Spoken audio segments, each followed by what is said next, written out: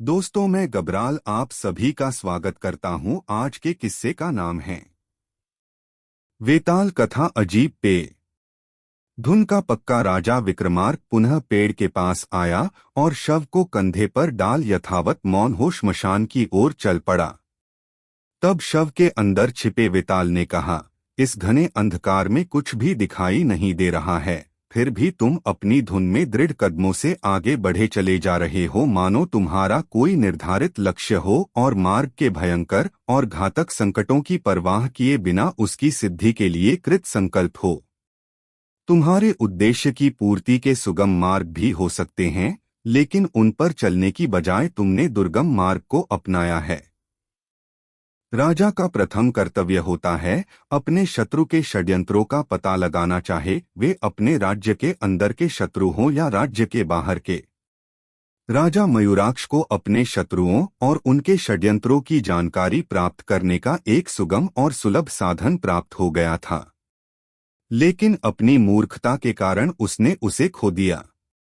कहीं ऐसा तो नहीं कि तुमने भी अपनी विवेकहीनता के कारण अपने लक्ष्य की सिद्धि में प्राप्त सुगम मार्ग को छोड़ दिया हो और इसीलिए अब तुम्हें दुसाध्य और दुर्गम मार्ग का अनुसरण करना पड़ रहा है। तुम्हारे मनोरंजन और शिक्षा के लिए राजा मयूराक्ष की कहानी सुना देता हूँ। इससे मार्ग की थकावट भी दूर हो जाएगी। फिर वेताल ने कहानियों सुनाई। बहुत पुराने जमाने की बात है। कंभोज के राजा मयूराक्ष को विचित्र और नायाब वस्तुओं का बहुत शौक था। ऐसी वस्तुएं लाने वालों को वह सोने की अशर्फियां भेंट करता और राजकीय सम्मान देता। इसलिए दूरदराज के देशों से प्रायः लोग नई और विचित्र वस्तुएं लेकर राजा के पास आते रहते थे। एक दिन राजा के दरबार में एक विचित्र आगंतुक आया। उसका पूरा शरीर काले लबादे से ढका था। उसकी आंखें भावशून्य थीं। सिर गंजा था और थोड़ी सी लंबी दाढ़ी थी। उसके हाथ में एक सुराही थी। उसने राजा को झुककर सलाम किया और अपना परिचय देते हुए कहा, महाराज, मैं भूतों के गुरु कलकेतु का शिष्य गरल भोगी हूँ। मैंने लंबे समय तक गुरु की सेवा कर एक अजीबोगरीब पेय बनाने की विधि सीखी है। इसके पीने से मनुष्य के अंदर छिपा एक और मनुष्य बाहर आ जाता है। छिपा हुआ मनुष्य ही असली व्यक्ति होता है। राजा को आगंतुक की वेशभूषा निराली लगी। अब उसकी निराली बात सुनकर वह और भी चकित हो गया। आश्चर्य के साथ उसने पूछा, मनुष्य के अंदर छिपा एक और मनुष्य, क्या मतलब है तुम्हारा? क्या एक मनुष्य के अंदर दो व्यक्ति रहते हैं? तुम्हारी बात पहेली जैसी लगती है। हाँ महाराज, हर व्यक्ति के दो रूप होते हैं, एक बाहरी और दूसरा अंदरूनी। कई ऐसे लोग होते हैं जो दिखाने के लिए कुछ और आचरण करते हैं, पर अंदर से चाहते कुछ और हैं। उदाहरण के लिए आपके दरबार में कुछ लोग ऐसे भी होंगे जो बाहर से आपके प्रति भक्ति का नाटक करते होंगे, परंतु भीतर से आपके शत्रु होंगे। इस पेय के प्रभाव से व्यक्ति का भीतरी रूप यानी असली रूप सामने आ जाता है। आश्चर्यजनक, राजा ने विस्मय प्रकट किया। क्या इसे प्रमाणित कर सकते हो? राजा ने अपनी भ्रिकुटी चढ़ाकर पूछा। हाँ महाराज, आप सामने द्वार पर खड़े पहरेदार को पिलाकर देख लीजिए। हाथ कंगन को आरसी क्या? आगंतुक ने कहा। राजा ने फौरन पहरेदार को बुलाया और आगंतुक द्वारा लाया गया पेय पीने का आदेश दिया। आगंतुक ने सुराही से थोड़ा पेय उसे पिला दिया। कुछ ही क्षणों में पहरेदार का रूपरंग बदल गया। वह राजा की उपस्थिति में ही अशिष्ट जैसा बर्ताव करने लगा। उन्हें राजा के पास बैठे मुख्य रक्षापाल की ओर क्रोध से देखा और ऊंची आवाज में कहा, ओ बड़ा रक्षापाल, नीचे उतर। तूने सबके सामने मुझे तमाचा मारा। मैं अभी बताता हूँ। यह कहते हुए उसने अपना बरखा उसके ऊपर फेंका। मुख्य रक्षापाल ने अपनी ओर आते हुए बर्च को फुर्ती से अपने हाथ से पकड़ लिया। सभी दरबारी यह दृश्य देख स्तंभित रह गए। क्या यह सच है कि तुमने उसे तमाचा मारा है? राजा ने मुख्य रक्षापाल से जवाब तलब किया। हाँ महाराज। एक दिन इस द्वारपाल ने अपने कर्तव्य पालन में भूल की थी, इसीलिए मैंने उसे दंड संहिता में प्राविधान के अनुसार दंड दिया था, मुख्य रक्षापाल ने स्पष्ट किया।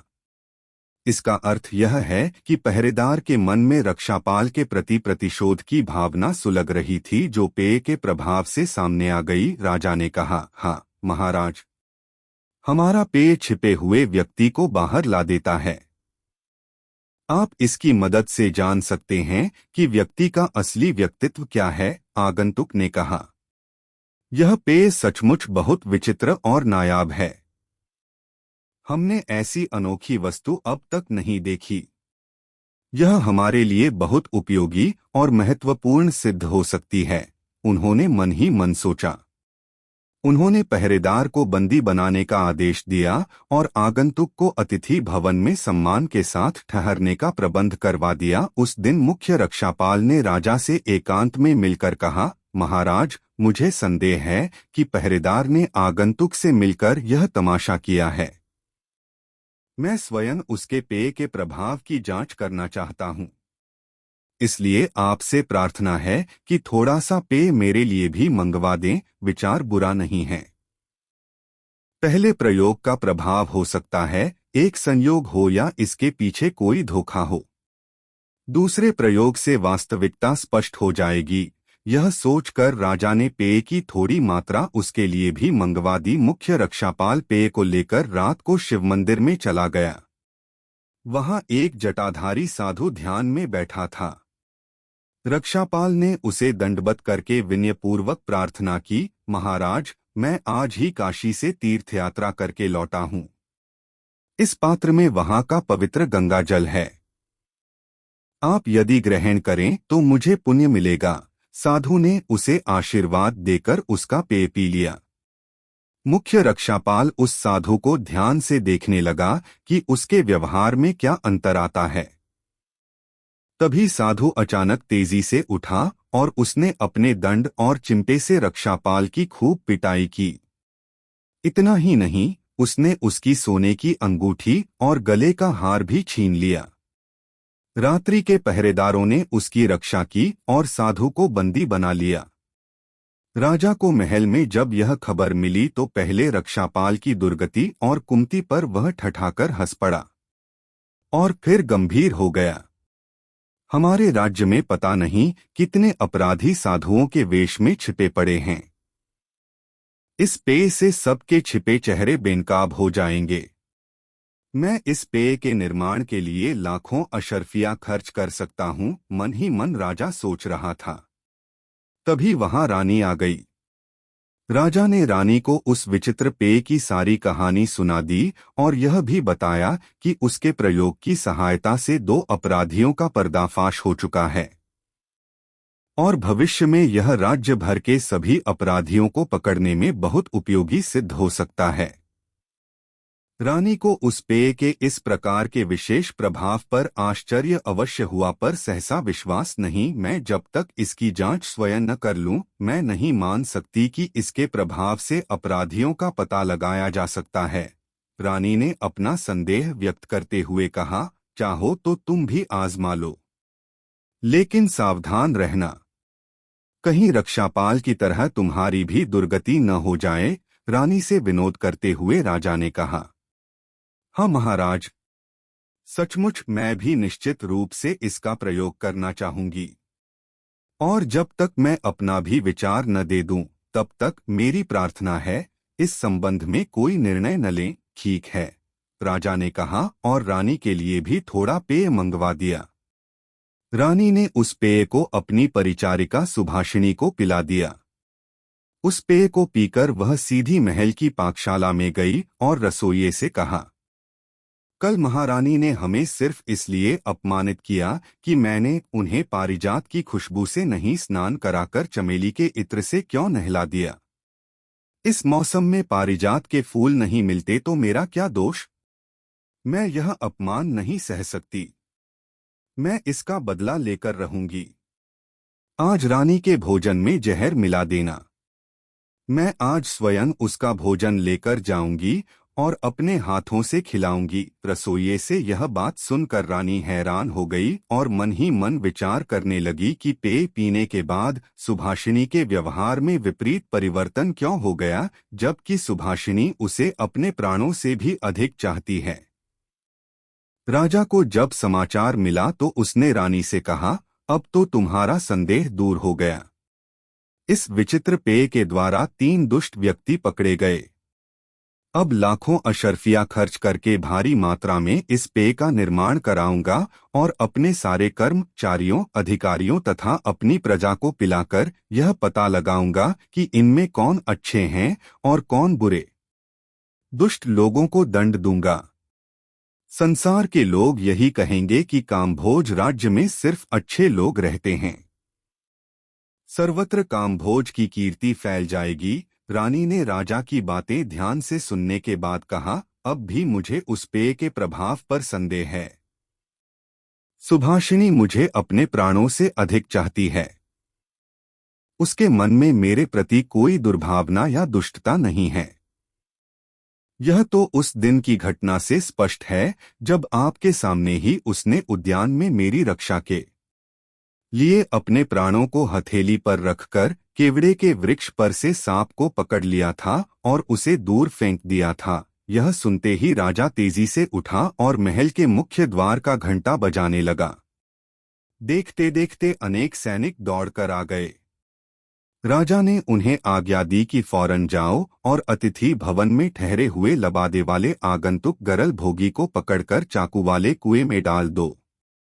वेताल ने यह कहानी सुनाकर राजा विक्रमार्क से पूछा, राजन, राजा का गरल भोगी को चाकू वाले कुएं में डाल देने का निर्णय क्या अविवेकपूर्ण नहीं है?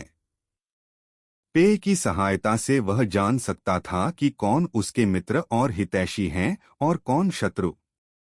वह जान सकता था कि कौन चोर है, हत्यारा है, राजद्रोही है और उन्हें सजा दे सकता था। वह अपने राज्य को अपराधियों और दुष्ट लोगों से बिल्कुल मुक्त कर सकता था। लेकिन अपने शत्रुओं को पता लगाने का इतना सुलभ मार्ग और अवसर उसने रानी के कहने पर क्षण भर के आवेश में खो दिया। क्या यह उसकी मूर्खता और विवेकहीनता नहीं है? मेरे इस प्रश्न का उत्तर जानते हुए भी चुप रहोगे तो तुम्हारे सिर के टुकड़े टुकड़े हो जाएंगे, राजा विक्रमार्क ने कहा। राजा विचित्र और अनोखी चीजों पर इतना मुग्ध हो जाता था कि उसके अप्रत्यक्ष और सूक्ष्म दुष्प्रभाव के प्रति अंधा हो जाता था। यही कारण था कि पेय के बाहरी प्रभाव में वह इतना आ गया कि भूतों के गुरु के शिष्य गरलभोगी के बारे में इतना भी नहीं सोच सका कि वह भी भूत ही होगा और उसके पूरे राज्य को अपराधियों और दुष्टों से भर देने की नीयत से आया होगा। रानी के पेय पर संदेह करने पर ही उसे यह मर्म समझ में आया कि पेय अच्छे आदमियों को शैतान बना देता है। इसलिए राजा का आगंतुक को कड़ी सजा देने का निर्णय पूर्णतः विवेकपूर्ण है। राजा का मौन भंग होते ही वेताल उड़कर पुनः पेड़ पर जा बैठा।